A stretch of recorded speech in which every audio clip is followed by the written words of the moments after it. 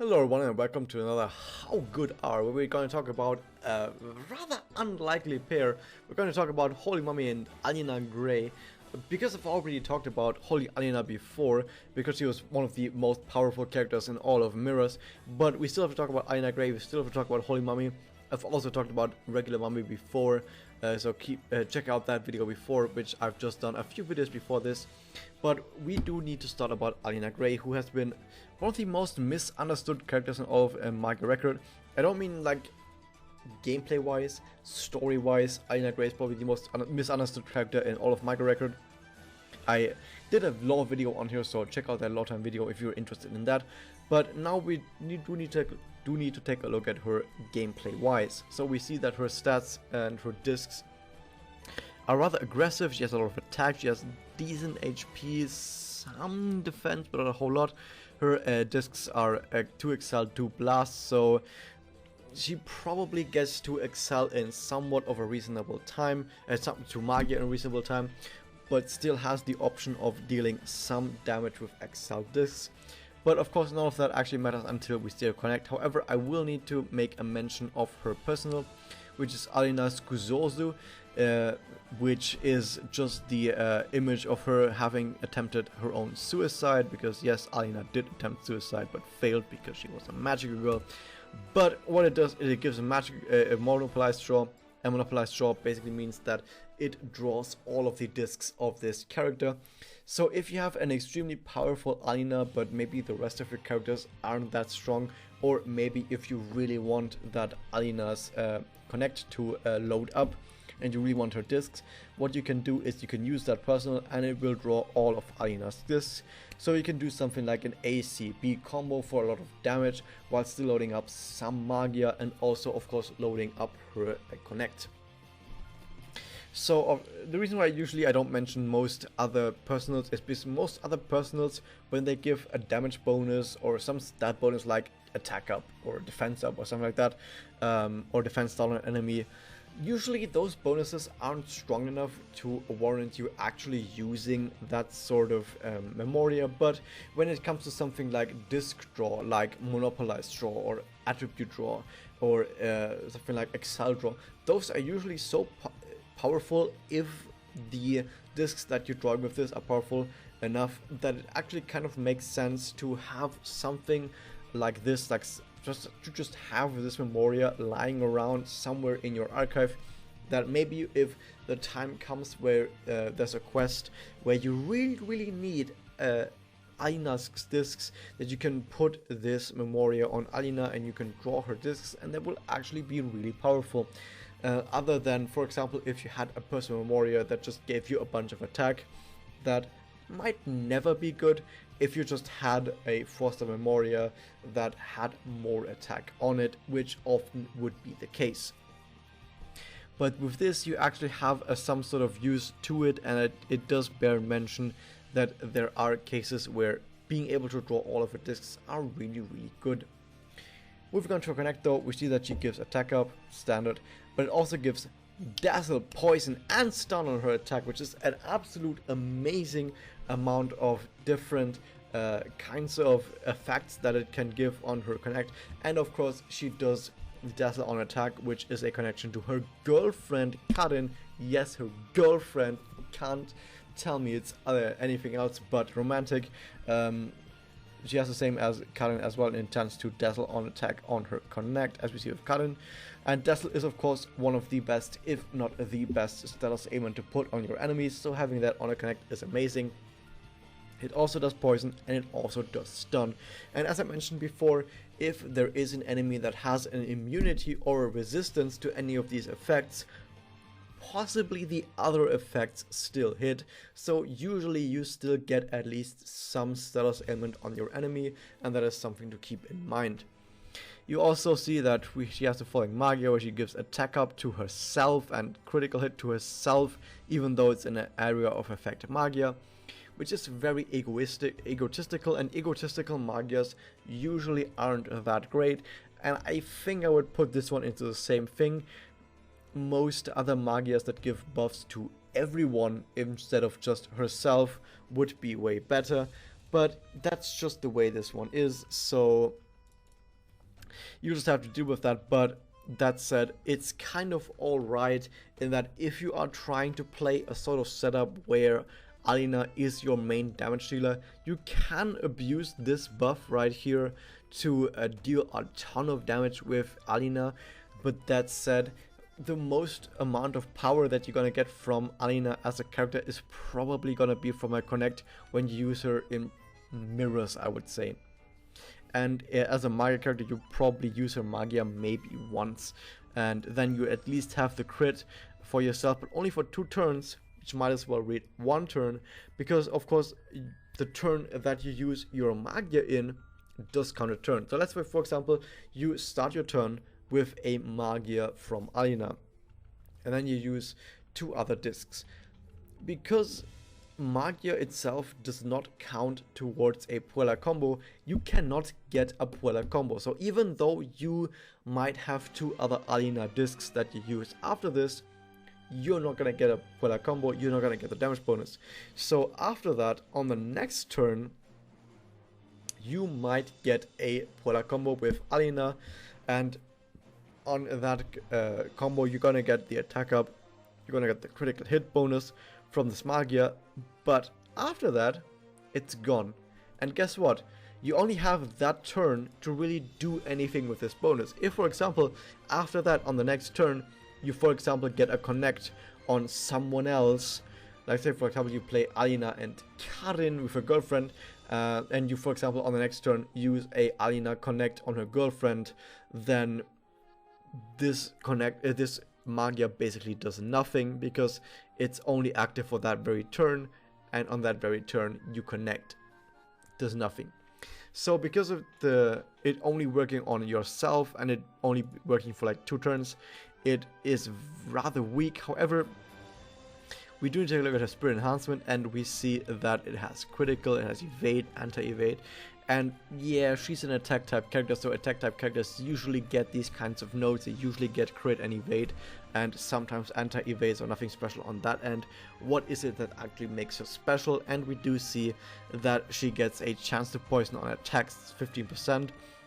Is it that amazing? 15% isn't that great. If you use 3 attacks in a row, the chances are somewhat decent that you do poison your opponent, but even so, it's just poison. Even if it does hit, poison itself doesn't do a whole lot, and so this overall is not one of the greatest effects. And other than that, there is actually something important to note here, which is that it does give blast damage up. If you look at Homoda, for example, we see that Homoda gets only a 20% blast up, but here's the weird bit. Alina gets over 32%. She gets 33% blast up on her blast discs. What? How is this possible? How is this possible that she, as someone who only has 2 blast discs, gets a better blast bonus than a blast gorilla? Well, there's 2 parts about that. First off, the developers thought, well, we need to get something to Alina for her to be good. And secondly, the developers fucking hate Homoda. Going back to Alina though, we see that she has an active as well, and her active is a strengthened poisoned. This is not just for flavor, this literally is a different effect. What does strengthened poison do? As we can see, she's the only character in the entire game who has strengthened poison, or poison plus, as it was called on NA. All this does is, it's literally just the regular effects of a poison, but instead of 5% of the enemy's maximum HP, it deals 30% of the enemy's maximum HP. That's all it does. It's just a poison that does more damage. But the fact that she has this is still pretty amazing. It's only on 1 enemy though, so the use is kind of limited. But even so, you kind of guarantee that you hit the 10,000 damage maximum dot cap per turn with this, and I think that's actually kind of amazing. Overall though, while she does have a lot of attack, a shit ton of attack, she actually was the #1 in attack when Spirit Enhancement first launched. her other passives, her connect, her magia, they're all decent. They're all decent. None of these are terrible, but they all have some weaknesses. Most notably, Stella's aim and resistance. Stella's aim and resistance always destroys Alina. But if you even if the enemy has Stella's aim and resistance, because you're using connect, for example, that might apply multiple Stella's aimants, the chances that at least one of them hits the enemy is pretty good. It means that you're actually kind of countering Stella's aim and resistance by just having so many different sources of Stella's aimants, and that in itself is actually really good. So overall, she has a lot of attack. She's able to make use of that attack with a pretty good, quite alright but egotistical magia, with a quite alright connect, with a spirit enhancement active that makes her able to exploit weaknesses of her opponents. So overall, she's decent. She's rather decent, definitely. Just keep in mind that if she gets attacked, she might fall over rather quickly, and that for some reason she has a better blast bonus than a fucking blast gorilla. Although I should say than Homura, because the developers hate Homura. Also note, like I said, the last work, Alina's also does indeed draw her discs, so keep that in mind now that I've told you that she has a good blast bonus. Moving on though, we have Holy Mami, where we see that she has basically the same discs. Is the same disc? Almost the same discs. Not quite the same disc. Almost the same disc as regular Mami, where she has 2 charge discs and 2 blast discs. She has way bigger, you know, if we talk about way bigger blast discs than before, 2 of those indeed. 2 of those are way bigger than before, and they're propped up to be way more powerful. And we see that her personal this time does actually make some difference. Like, her personal is kind of alright. It has a chance to burn all enemies, which, of course, there are times where you're fighting against 4 or 5 different enemies at the same time in an EX challenge quest, where you might think to yourself, oh, if I could burn all enemies, that might actually be quite alright. But at the same time, you might think to yourself, is that worth a slot? Is it worth a slot to potentially burn some of your enemies for 1 turn, when instead it could be something like a Quell Bloom, which is way better? Or if instead it could be something like a damage up or an attack up when you are about to use your own magia, for example, and you're about to have your own personal combo, or you have anything like that. So is it better than any of that? And it's really hard to tell if it's better than any of that. Personally, I think that Quell Bloom is definitely better than this. A lot of damage up, attack up Memoria are probably also better than this. So if you have other good Memoria, you probably don't want to use this. But let's say, for example, you are on a fresh account, you don't have many other Memoria, then something like this would actually be really good. If you don't have better alternatives, this is amazing. This is actually quite good. Next up though, we need to talk about the rest of her kit, and we see that her connect does the following. Damage up versus enemies affected with Stella's aimants. That's weird. We're gonna need to talk about that in just a second, but for now, it also removes Stella's aimants and has a chance to fog on attack. Of course, since it has a chance to fog on attack, if it actually succeeds in fogging your enemy on, let's say for example, the first hit, the second and third hit, then afterwards, if it was with the same character, would all get the damage bonus versus enemies afflicted with Stella's aimant, and that would actually be one of the best connects in the entire game. So if both the attack up and the damage up and versus enemies affected with Stella's aimants, what a name. Why is this not a shorter name? Why is there not a shorter name for this ailment? Can someone tell me this? This is actually ridiculous. Even in Japanese, this is an absurdly long name. This is a Japanese name. Look how long it is. Anyway, if both of these, the attack up and the damage up, both trigger, this is actually one of the best connects in the entire game. However, the problem comes to actually triggering these reliably. But we're gonna talk about that in just a second. First off though, we also have her Magia. And we have this.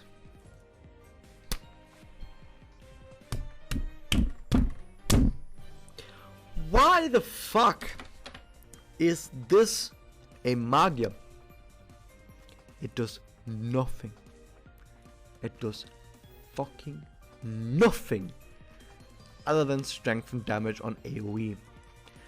Hey, if you're playing against Kimochi, if you're playing against water Kimochi, strength and damage is amazing, because the strength and damage means that you do bonus damage to a water element, like even more bonus damage than before, but it does literally nothing else. It's fucking terrible. This is one of the most Magier in the entire game that is somehow still effective. The worst Magier that somehow still has a use to it. Even though it's so goddamn awful, it is still used in Kimochi. And I think that's actually kind of amazing. It's kind of amazing that a Magier this terrible, because it has nothing on it, literally nothing, still has a use. And that's kind of the way I feel about all of Holy Mami. Overall, she's not that amazing. Overall, she's not that great. But she still has a very important use. But we need to talk about the Spirit Enhancement. Spirit Enhancement, let's go. She has a chance to bind on attack, which is powerful. That's really good. If that procs ever, that's amazing. At least if you can hit, like, bind every single enemy on the enemy field, otherwise it's not that great. It has chance to evade, okay, chance to anti-evade, chance to critical hit. I mean, that's what you would get as an attacker, and she is an attacker, so that makes sense. What else does she get? She gets regenerate MP, sure. That's actually kind of something. She regenerates 12 MP each turn, which means that if you play her on PvE, you get a Magier after a certain amount of turns, basically guaranteed, which is really good. This is actually a really good effect to have on a character, and not gonna like play it down anymore. This is one of the only things that Holy Mami has going for her that is actually kind of really amazing, actually. That in a long-term sense, in a PvE setting, she has an end game guaranteed. Next up, we see that she also has damage up versus enemies affected with status ailments. We have this really, really long effect. Look at that in Japanese. Look how long it is. We still have it in here as a passive effect on herself. That's amazing. I feel like I've talked about this before when I talked about Holy Alina, that she has this synergy with Holy Mami as well. Gotta mention it again. Holy Alina reduces the status ailment resistance of all enemies. So if you play someone who also has status ailment resistance in their kit and also relies on them being on the enemy to deal more damage, it's doubly awesome. So she would actually play really, really well with Holy Alina. Isn't that weird? Mami and Alina, could that be a type of ship? More importantly though, she also has an active that also gives attack down to all enemies and chance to fork all enemies. Doesn't sound that great, but if you do indeed have her paired up with Holy Alina, that is actually kind of amazing. So overall, now that we've seen all of that, she is kind of really hoping that enemies do have status ailment on them, to herself get bonus damage, to her connect target to get bonus damage. She doesn't really do that much. Also, I did mention this is strength and damage against all enemies, effective status ailment as well. This is bonus damage. Also against status ailments, which I think is just even absurder than you could ever possibly imagine. But even so, like I said, her entire kit revolves around enemies are inflicted with status ailments, and then you just deal a shit ton of damage while having two huge, really huge blast discs that you can hit on your enemies, spewing forth basically all of that damage onto your enemies that are burning with passion, I guess you would say, with this amount of power that you have behind you. And I guess that's one way of using Holy Mami. However, of course, if enemies are resistant or even immune to status ailments, especially the fog that you have, because if you are playing Holy Mami herself, you only have this fog and potentially the bind on attack to and the fog on attack. I mean, you can put this in the same category as this, to apply status ailments to enemies, and if that doesn't work, you're kind of out of luck other than your long games. So you have either A, you afflict enemies with status ailments and you do bonus damage yourself and with your friends, or B, you play long enough to get the MP through the Mana Spring Adept to blast enemies with Magia. And in either of those two situations, Holy Mami is really, really good. In anything that isn't these two situations, then Holy Mami, without these two ginormous situations that she has to deal damage, will just fall behind. And that is sadly the truth. But at least, like I said, she has still her personal to deal some burn to enemies, and I guess you can kind of use that sometimes. Anyways, that was that. Hope you guys enjoyed this. Hit that subscribe button, and I'm going to read a chat very quickly because I'm recording this live and no one said anything, so I don't need to talk about anything else because my live audience didn't have anything else to add to this video. That was that. Hope you guys enjoyed this, and I'll see you guys next time.